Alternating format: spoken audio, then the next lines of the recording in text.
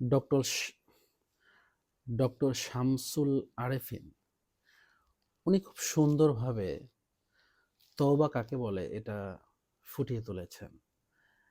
কিছুক্ষণ আগেই ওনার কথাগুলো শুনলাম, ভাবলাম কথাগুলো আপনাদের সাথে শেয়ার করি। অবশ্য এটা ফেসবুকে শুনিনি, এটা ইনস্টাগ্রামে শুনেছি। যে তওবা হলো, ধরেন যখন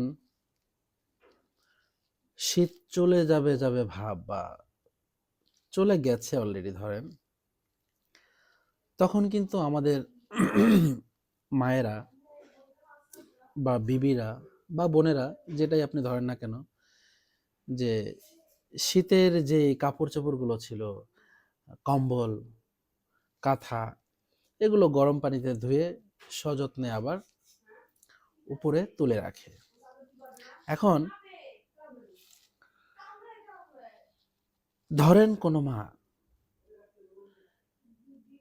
সেই কাপড় চোপড়গুলো ফুটন্ত গরম পানির মধ্যে সে ফোটাচ্ছে, হঠাৎ করে তার প্রাকৃতিক প্রয়োজন চাপ দিল, ধরেন তাকে টয়লেটে যেতে হবে, তো সে পাতিল ওইভাবে রেখে যেখানে পানি টকবক টকবক করছে সে টয়লেটে গেল। তো তার 2 বছরের শিশু বাচ্চা সে গুটি গুটি পায়ে হাঁটতে হাঁটতে রান্নাঘরের দিকে আসলো। তো এসে, যেহেতু সে ছোট, সে তো আর অত কিছু বুঝবে না, সে এসে ওই পাতিল সহ ধরেন আপনার পড়ে গেল, পাতিলের মধ্যে হাত দিছে বা কিছু, পুরো পানি তার গায়ের উপরে পড়ে গেল। তো এরপর যা হবার তো সেটা হবেই, সে একেবারে মরে পড়ে রইল শিশুটা। তো তার মা যখন টয়লেট থেকে আসবে, আসার পরে সে যখন দেখবে এই অবস্থা, তখন তার ফিলিংসটা আসলে কি হবে, এটা আপনি চিন্তা করে দেখেন, যে তার অনুভূতিটা কি হবে, যে হাই আমি এটা কি করলাম। তো এরপরে ওই মহিলা বা ওই নারী যদি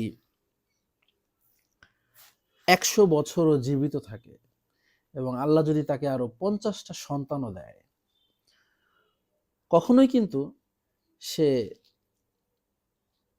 যে অবস্থায় তার ওই ফুটন্ত গরম পানি চুলার উপর রেখে টয়লেটে গেছিল, সে কি এটা কখনো আর করবে বলেন? কোনো দিনও করবে না। তো তওবাটা হচ্ছে এরকম, আমি তওবা করব মানে ওই জাতীয় গুনাহ আমার দ্বারা আর হওয়া না চাই, পুরোপুরি অনুতপ্ত হওয়া চাই। এটাই হচ্ছে মেসেজ।